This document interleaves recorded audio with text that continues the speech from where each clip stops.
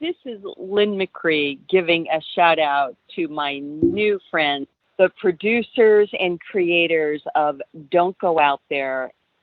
They have honored me because of my character, Maureen Prescott, from the Scream Trilogy, who, thanks to Wes Craven, came back from the grave to haunt Nev Campbell in a dream. If you haven't seen Scream 3, please do. This is Lynn McRee signing off on behalf of Don't Go Out There. In a world where zombies, ghosts, serial killers, and vampires all exist, it's Nico, Brian, Mike, and Dustin, and they are all that stand between you and the films that could end the world. Welcome to the Don't Go Out There Horror Movie Podcast. Welcome back, everybody, to the Don't Go Out There Horror Movie Review Podcast. I just want to thank all of our fans and listeners. I really appreciate all the support. Super excited for this upcoming interview. We are joined today by another legend of the business, known best for her role as Maureen Prescott in the Scream Trilogy, Lynn McRee. Lynn, thank you so much for joining us. How are you doing? It is my pleasure. I'm feeling great.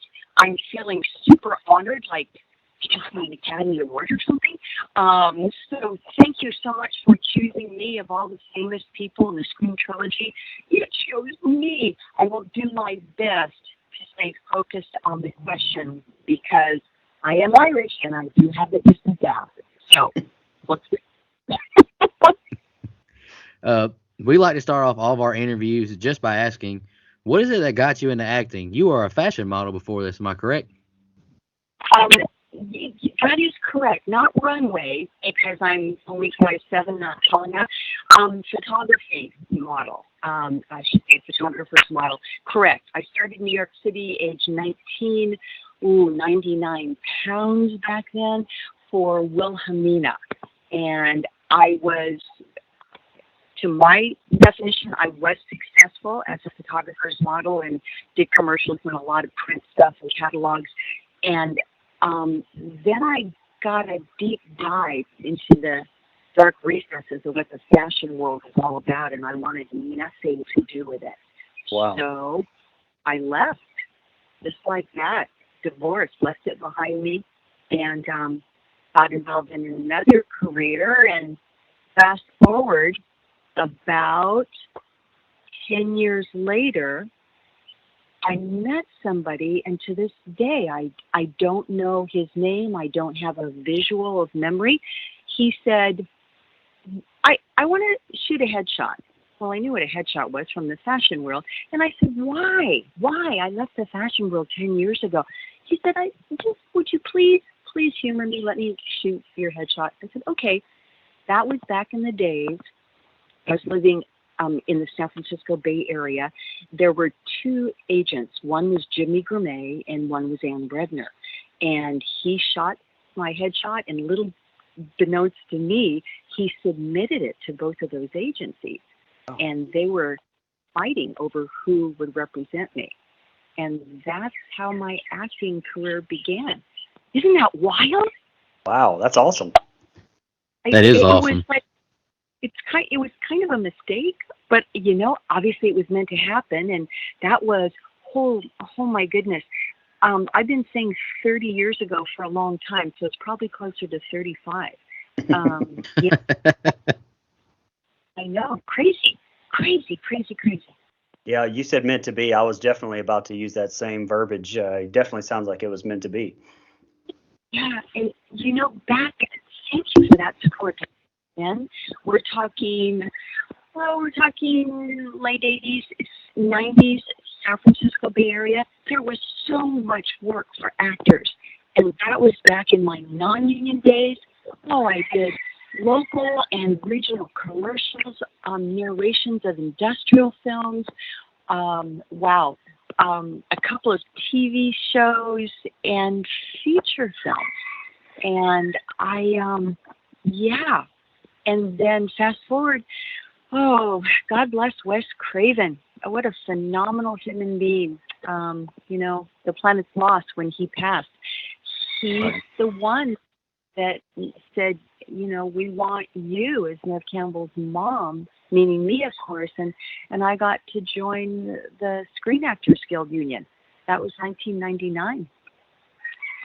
Yeah, and the rest, as they say, gentlemen, is history.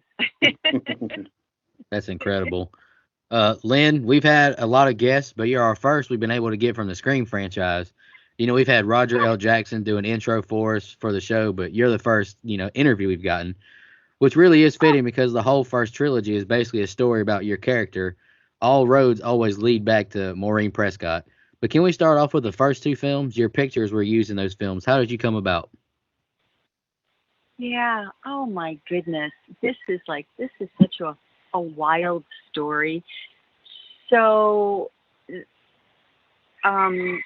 Wes called his production company Three Bagger because he knew going into Scream 1 that he was going to create a trilogy, three Scream movies. So for the first one, just simply called Scream, as I'm sure your listeners are aware, I got a call from the casting agent in San Francisco, Nancy Hayes.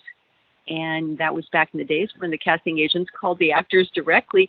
And she was in a rush, as most casting agents are. And she said, meet me at this place tomorrow at this time, dress casually. And she hung up. And I went, oh, but wait, what is this for? I didn't know. I'm getting chicken skin right now telling you this. Goosebumps up and down my body. So, of course, it's Hayes. I show up at the designated time and place, and I go upstairs to the address, and this is 1996, and I walk in this room, and there are 25 other girls looked just like me. It was wild. It was like walking into a house with, at the carnival, the House of Mirrors. That's what it was like. And I thought, mind you, at this moment, I still don't know why I'm there. I don't know what the project is. And a few minutes later, this gentleman comes out into the waiting room, who turned out to be Wes Craven, but I didn't know. And he said, ladies, please line up, come in here. And it was like a showgirl lineup, like a Miss America beauty pageant. Walk in, and Wes is sitting at a conference table, horizontal to us, and there's, all the producers on both sides and the writers are with him. I knew none of these people. And Wes, there's a lot of going on between the producer, writer, Wes. And he said, ladies, please turn to the right. We pivoted to the right. Thank you. Please turn to the left. We pivoted to the left. Please turn around. Thank you. Thank you so much for your time. You are excused. Wow. I was so livid. It takes a couple hours for a girl to get her stuff together before she goes into an audition. And I love it. I talked to Nancy outside, and I went, what a waste of my entire afternoon. I was upset. And lo and behold, oh gosh, another goosebumps. A couple days, Nancy calls. She'd already talked to my agent. Nancy called and said, they chose you. What did they choose me for? I don't know anything about the project. And that's when she said, Wes Craven, director, Scream. And that's how it all began, gentlemen. Isn't that crazy? Yeah, that's a phenomenal story. I mean, something you're definitely going to hold on to and keep with you for the rest of your life without question. It's definitely meant to be. Like we said, we're going right back to that. Yeah. Theme coming on. It was meant to be. And then it was probably a few months later that Wes brought the whole crew up from LA to Santa Rosa, which is in Sonoma County, Northern California, north of San Francisco, for those who don't know the geography, wine country. And they asked me to come on set for one day. I didn't know what I was doing. I didn't get any lines, so I assumed there was no dialogue. They waited for Nev to cut in between her scenes, and we took a whole boatload of photos, she and I.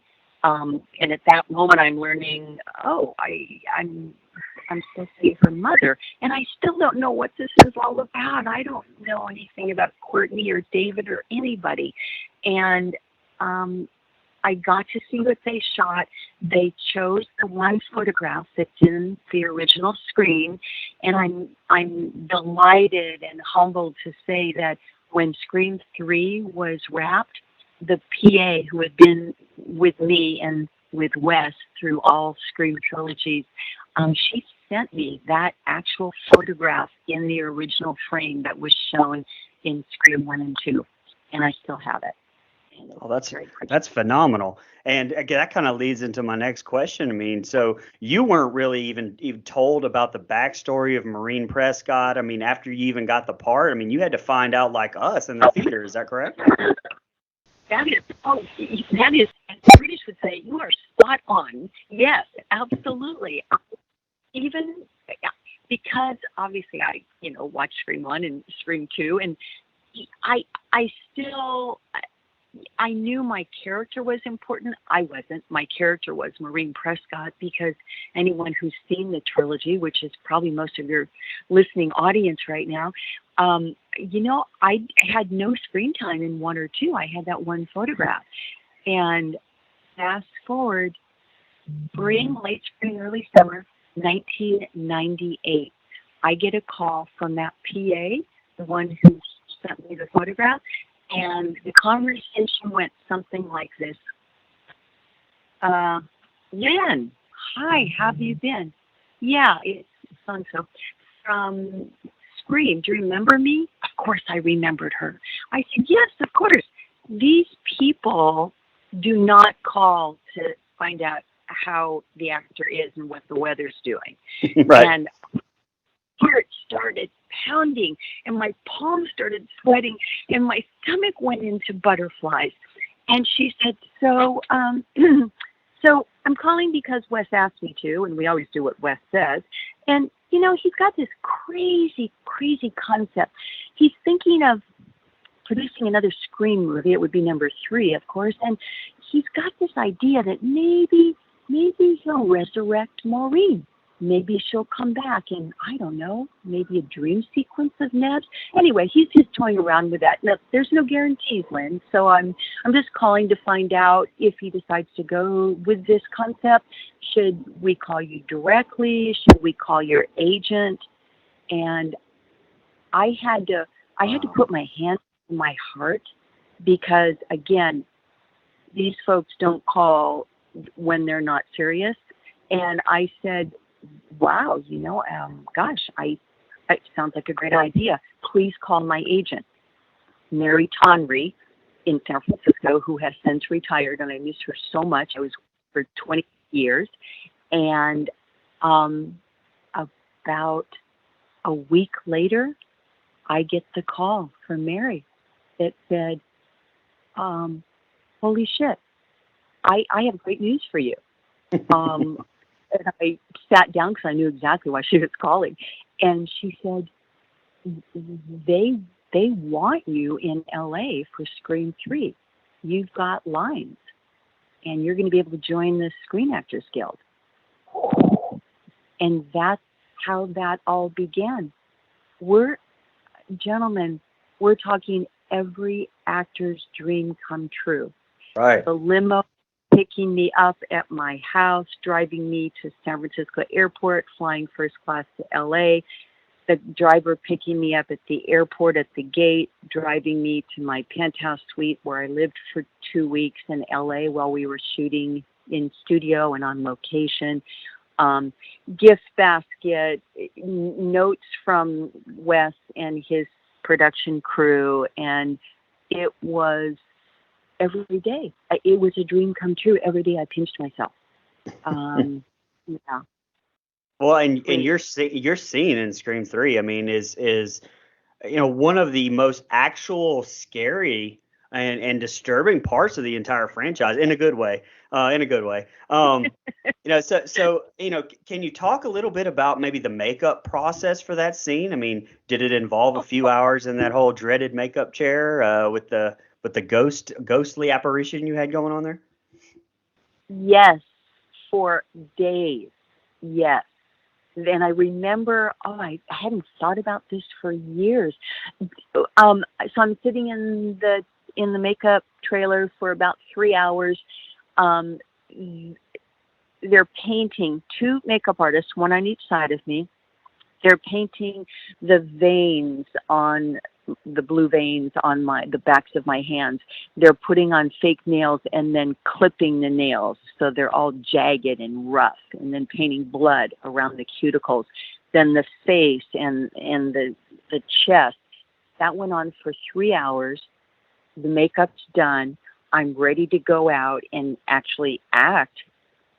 And the PA comes in and says, "That's a wrap for today." I broke into tears. Those girls had sat there with me, or I sat for 3 hours getting the makeup and painting on the veins and the nails for 3 hours. And I cried, and they said, "It's okay. We're pros. We'll do it all again tomorrow morning." I mean, they were so nonchalant about it. And yeah, I was literally in tears. So they took it all off, including the fake nails. They steamed my face. They gave me a mask, and we did it again the next day. And that went on for 3 days, by the way. Wow. I mean, I know the script went through a lot of rewrites. Was that all that was ever, in the movie, or was there any other scenes, originally featuring Maureen that may have either been cut or written out or rewritten? Only one that I can't speak about because it was all a spoof that was planned by production, and I was the star of that spoof, and it was just for Wes's eyes. It was all in good humor, and I'm sorry, I'm not privy to discuss it, but it was all in good fun, and Wes enjoyed it thoroughly at the end of production. Otherwise, everything that was shot with me, including the kissing scene with Liev Schreiber, it was all kept. One thing that you gentlemen in the listening audience might like to know: do you remember the pictures of me as a young girl on the wall at the police station when Nev was there in total shock and uncomfortableness talking to the policeman? Right. Who was Dave.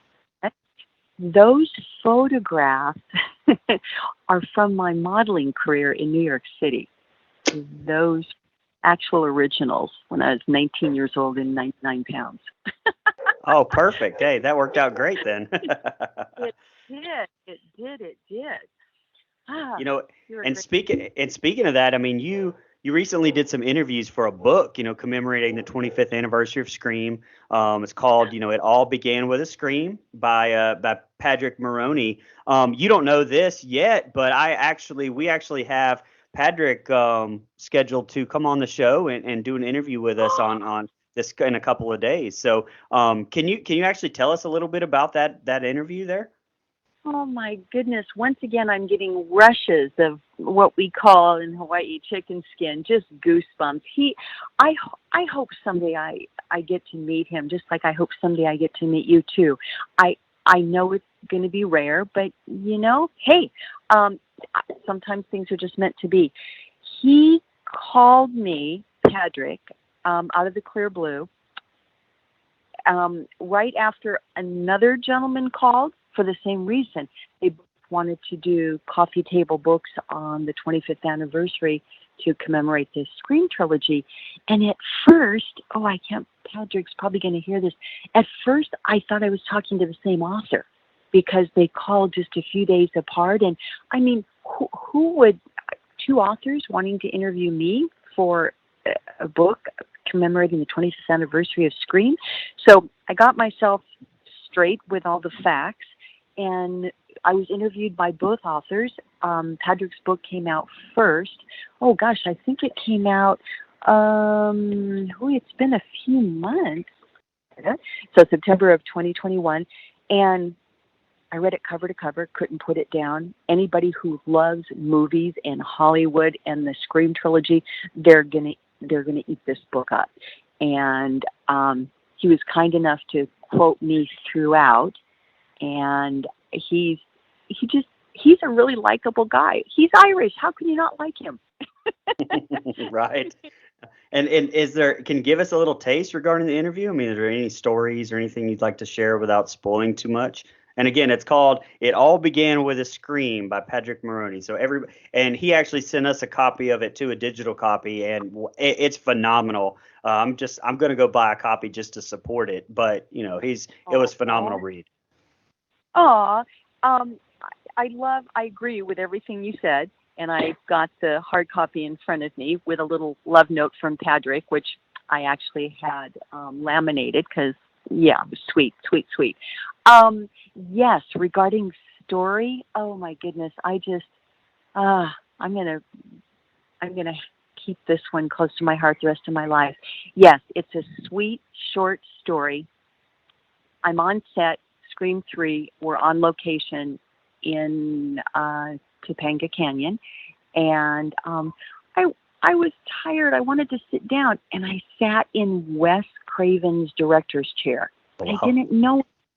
I know you don't do that on set. You don't do that, especially not as a primary A-list actor. And I did. And Wes came over, being the humble, kind, generous soul that he is, and he saw I was sitting in his chair, said nothing. No, his face didn't change. He sat in the chair next to me, and I had the pleasure of working with that man for 2 weeks in Southern California, and he was the epitome of calm, the epitome of like he had always just finished meditating. And I finally turned to him because he seemed a bit agitated in that moment and he wasn't saying anything. And I turned to him and I said, Wes, what's the secret of calm? And he kind of looked at me sideways.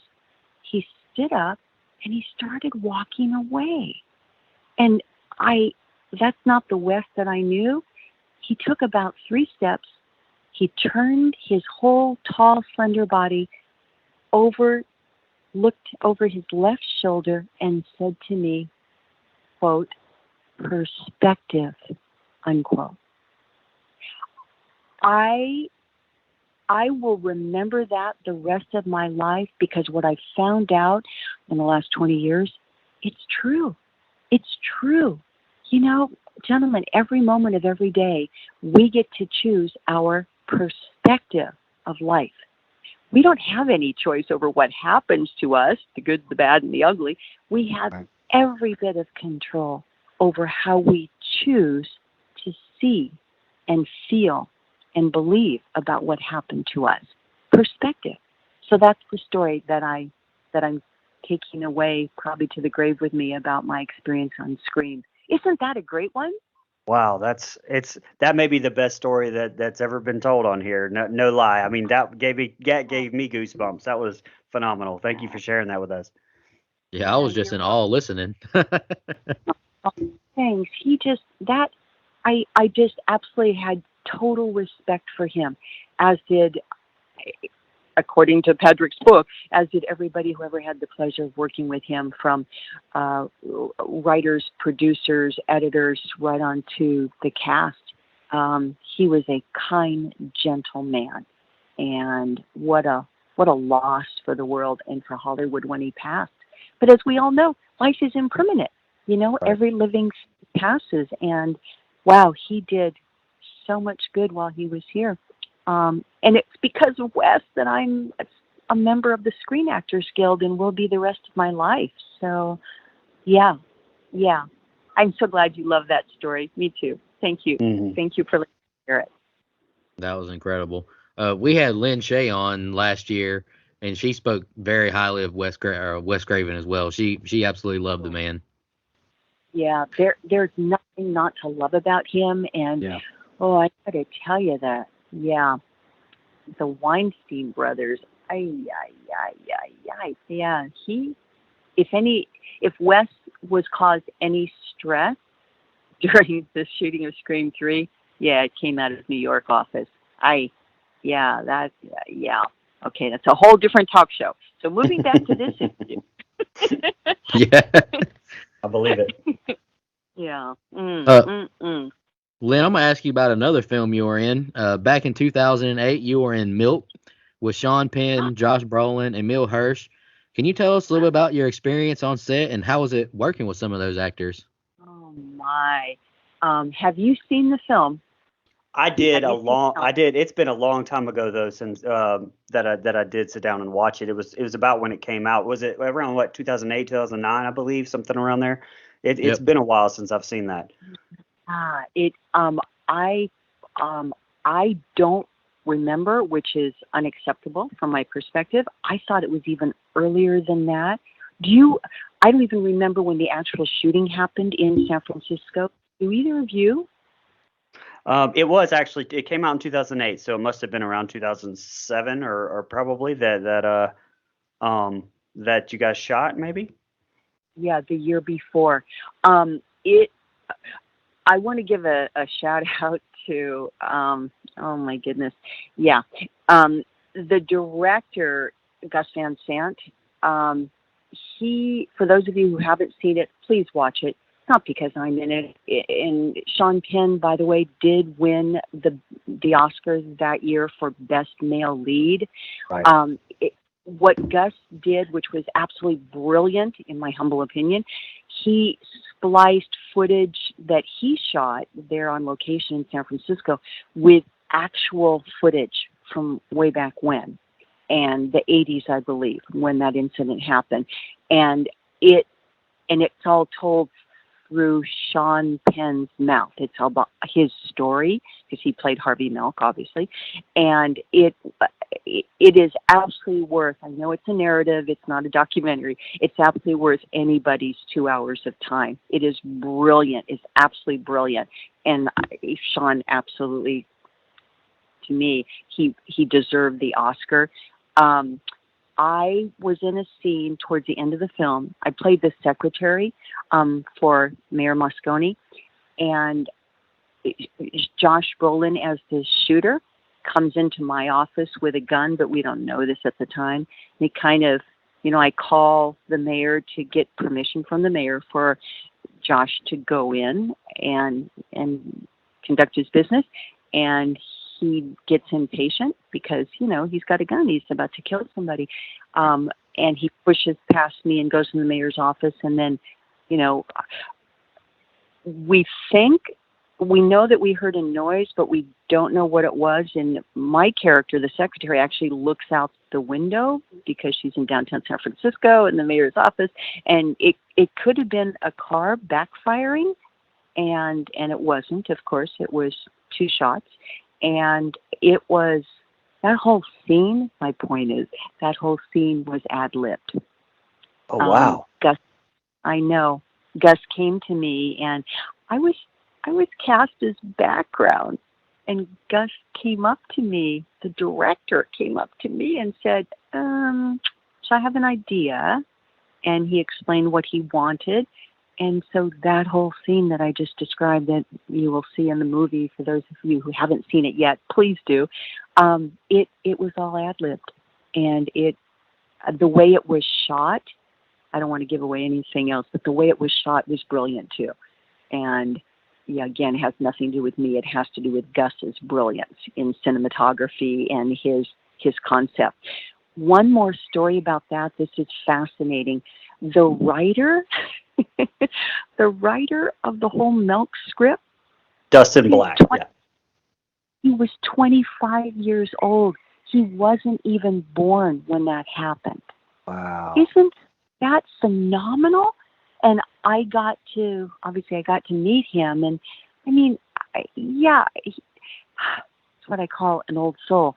He wasn't even alive, and he wrote the script for that. And wow, brilliant, absolutely brilliant. See it Everyone, see it if you haven't already. It's worth your time. Milk, just milk. Has nothing to do with the beverage. Absolutely. 8 Oscar nominations and 2 wins. I mean, that doesn't lie. That's phenomenal. Yeah, thank you, Gus. Yeah. Oh, I feel like I'm skipping down memory lane. This is so fun. Wow. Absolutely. I'm gonna Yeah, get. absolutely. I love it too. That's my Mm, favorite thing about this show is talking to you all. It's just it's phenomenal. And actually oh, speaking of that, I mean, we actually did an episode here a few months back where we pitched sequels or prequels to really any franchise here. And I actually pitched a prequel to the Scream franchise, and it centered around your character, Maureen Prescott. I had it kind of flash back between the 70s and just before she was killed in Scream One, and now I mean I'm no Kevin Williamson obviously, but if anything ever came up like that with a prequel or anything like that, would you ever be interested in returning to the role? yes. Did you hear the hesitation in my voice just then? Oh yeah, it took you a long time to think about that. Are you? Oh my goodness, that would be yet another dream come true in my acting life. That would be a dream come true, and that would be a dream come true. Wes isn't here. It would take a different personality. It would take on a different color, and change is good.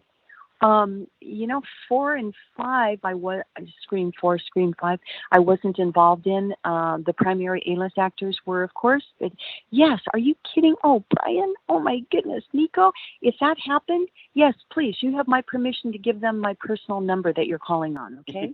Right, absolutely. And I don't know if you haven't if you know who Danielle Panabaker is, but she I is do actually not. who.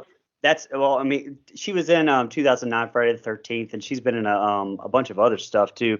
Look her up if you'd like to, but that's who I actually cast, fantasy cast as a younger you, when you were in high school, and then obviously I had you specifically coming back to shoot some scenes with Leaf Schreiber as as right before Scream One was happening. So I think that would be really cool, but obviously it's a fantasy dream for me. However, Nico, you created this podcast out of a creative idea. Why not? Why not create a production company? Why not shoot? Why not? There you go.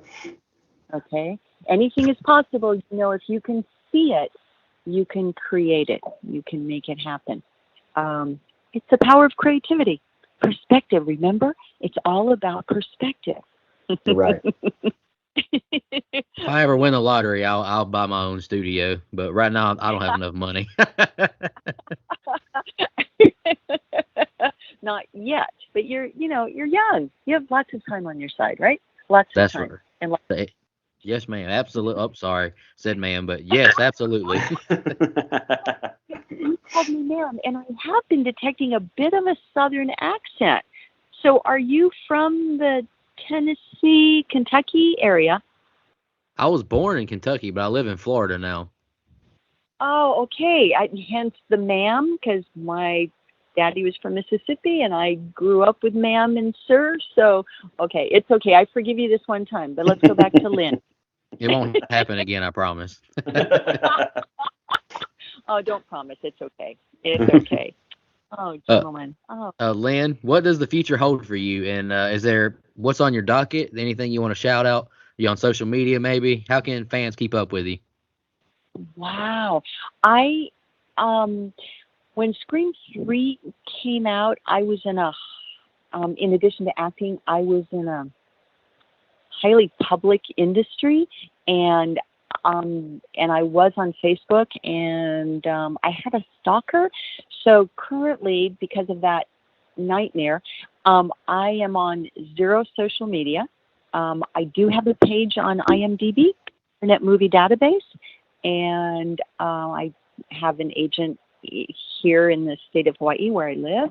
I guess the answer to your question is Google knows. Google knows everything. I hope Google doesn't know where I live, but who knows? Who knows? Love your question. I'm officially retired from another career that I've had throughout my acting career. I am definitely never going to retire as a film actor. The market in the state of Hawaii is small. There's only 2 TV shows that are being filmed right now in Honolulu, NCIS Hawaii, and then, of course, Magnum PI. Maybe I'll get a chance to work on one of those shows. The opportunity hasn't come up just yet. I